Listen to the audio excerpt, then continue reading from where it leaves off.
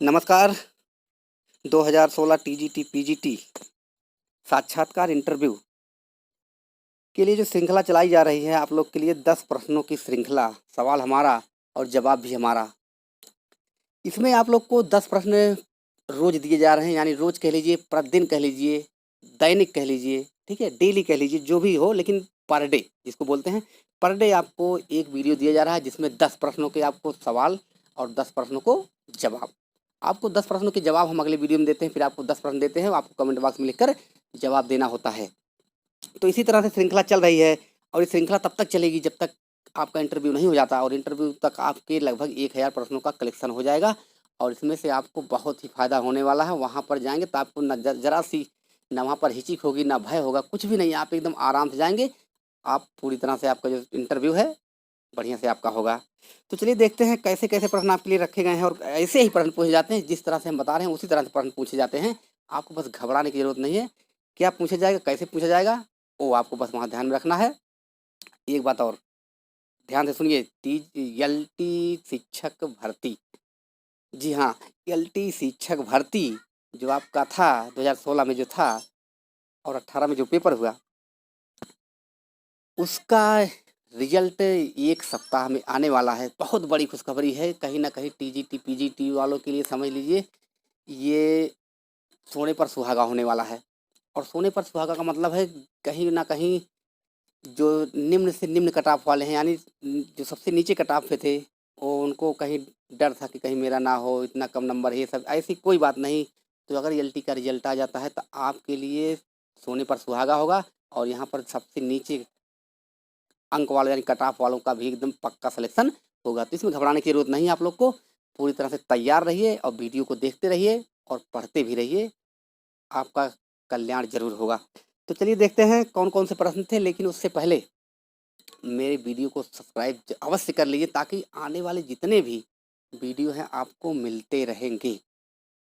और लाइक कर दीजिए और शेयर और घंटी यानी बेल आइकन को दबा देंगे तो आपके पास नोटिफिकेशन तुरंत चली जाएगी, ठीक है। शेयर करते रहिए, शेयर करेंगे अगर आपका दूसरों का भला होगा तो आपका भी भला होगा, ये अवश्य गारंटी है मेरी। दूसरे का भला अगर चाहेंगे तो आपका भी भला होगा। तो चलिए कुछ ज़्यादा ना कहते हुए आप चलते हैं अपने प्रश्न पर। कौन से प्रश्न थे जो आपको जवाब नहीं मिले थे, इस वीडियो में आपको भाग 22 में आपको जवाब दे रहे हैं। चलिए देखिए पहला प्रश्न कौन है। पहला प्रश्न था, अक्ल का पुतला होना मुहावरे का अर्थ बताइए। अक्ल का पुतला होना मुहावरे का अर्थ था, तो इसका अर्थ होता है बहुत बुद्धिमान होना। बहुत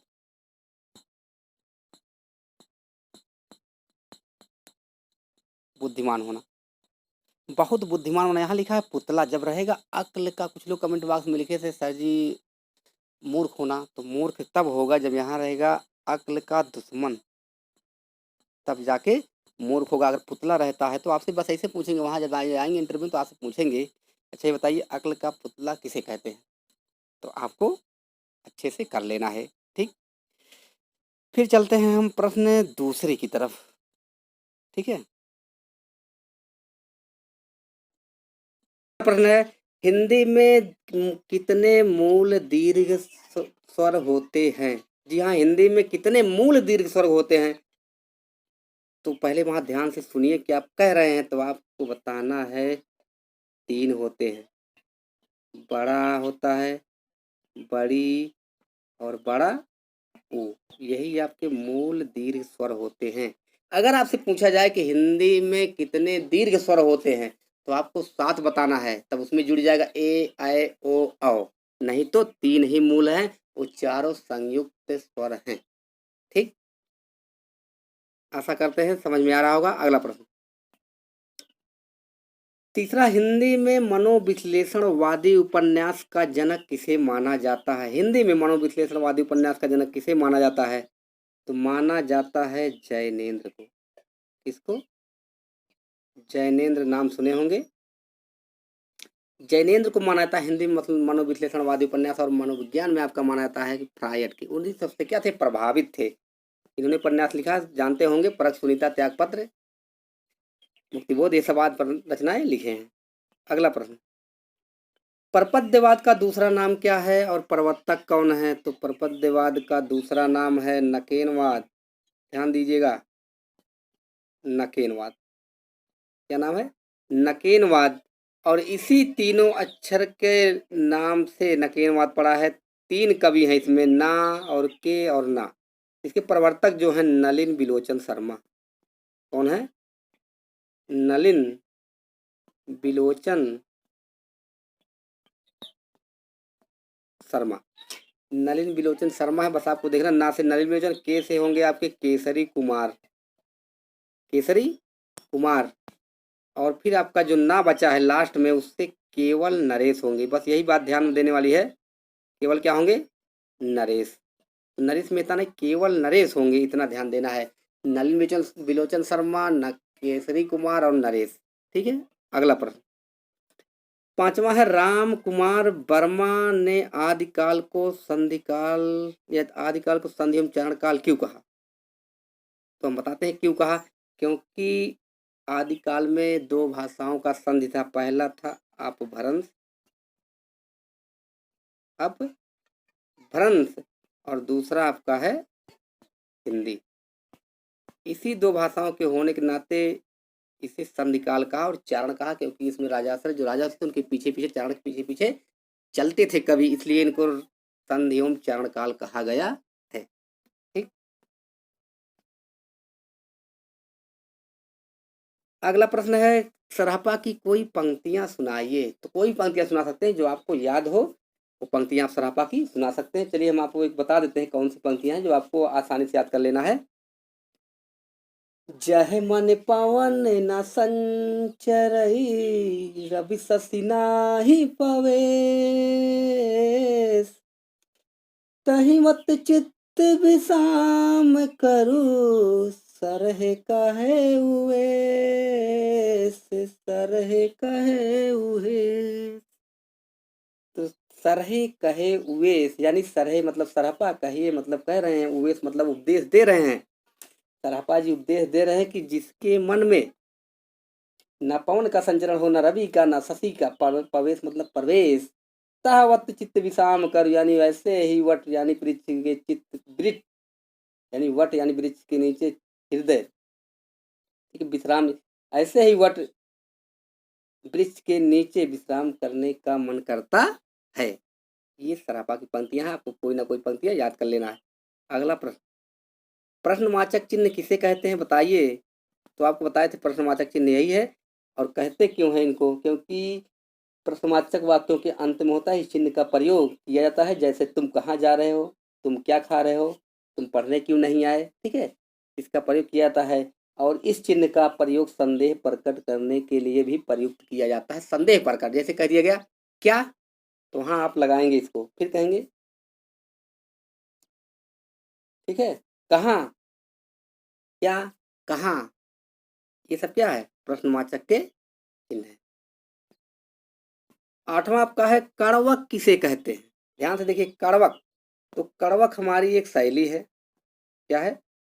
एक शैली है जो सूफी काव्य में ज़्यादा लिखी गई है और आपके रासों में भी है। तो कड़वक एक शैली है जो 5 दो चौपाई के बाद एक दोहा लिखने की परंपरा होती है, उसी को कड़वक कहते हैं। आपका पद्मावत और चित्रावली 7 दोहों के बाद, 7 चौपाई के बाद एक दोहा का परंपरा किया गया है। रेवंत गिरिराज भी कड़वक शैली में लिखा गया है, इसी को कड़वक कहते हैं, जिसमें चौपाई के बाद दोहा का परंपरा रखा जाए। अगला प्रश्न,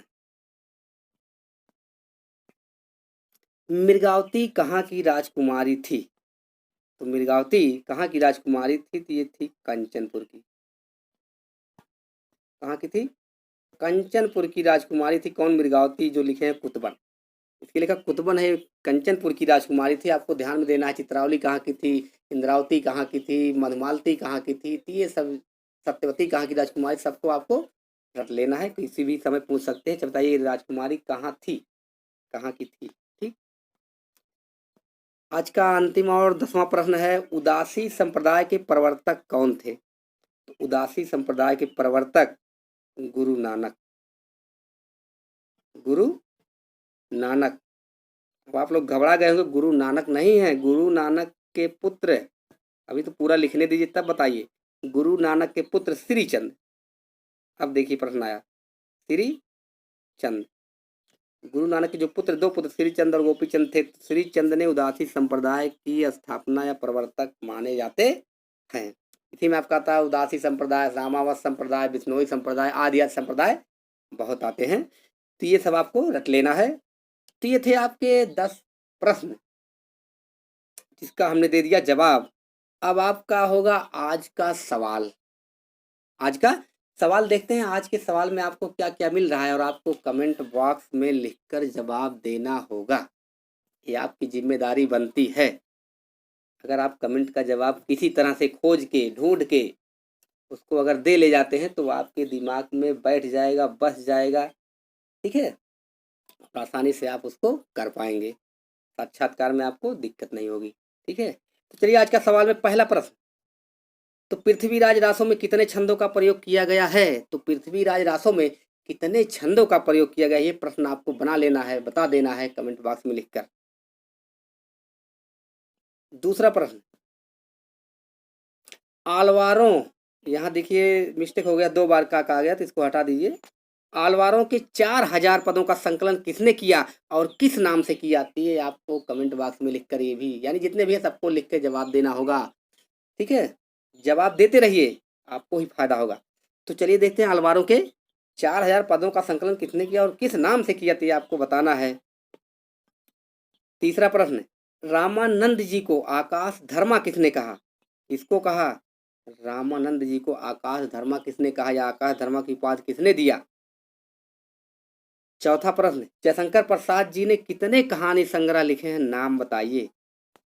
ध्यान दीजिएगा, पिछली बार की तरह नहीं इंदुमती है तो ये है तो है, कहानी संग्रह की बात हो रहा है, कहानी की बात नहीं, ठीक है। कहानी 69 लिखे हम आपको बता दे रहे हैं, लेकिन कहानी संग्रह नहीं बताएंगे। कहानी संग्रह कितने लिखे हम आपको बताना है, कौन कौन से हैं नाम लिख के बताना है। पांचवा आपका है, विभावना अलंकार का विपरीत कौन सा अलंकार माना जाता है? यानी विभावना अलंकार है ना, उसका विपरीत कौन सा माना जाता है, तो आपको बताना है। क्योंकि विभावना में होता है कि जहाँ पर बिना कारण के कार्य का होना पाए, जब वही विभावना अलंकार होता है, तो उसी का विपरीत आपको बताना है। आज का छठा सवाल, स्थानापन्न, स्थानापन्न किसे कहते हैं, आपको बताना है। यह वाक्य के लिए एक शब्द रखा गया है, ठीक, क्या है? स्थानापन्न। 7वें नंबर पर है, ओठों की स्थिति के आधार पर स्वर कितने प्रकार के होते हैं? जी हाँ, ओठों की या होठों की या ओष्ठ की स्थिति के आधार पर स्वर के कितने प्रकार होते हैं, ये आपको बताना है। जो प्रश्न रखे जा रहे हैं आपको एकदम बहुत ही इंपॉर्टेंट है आपके लिए।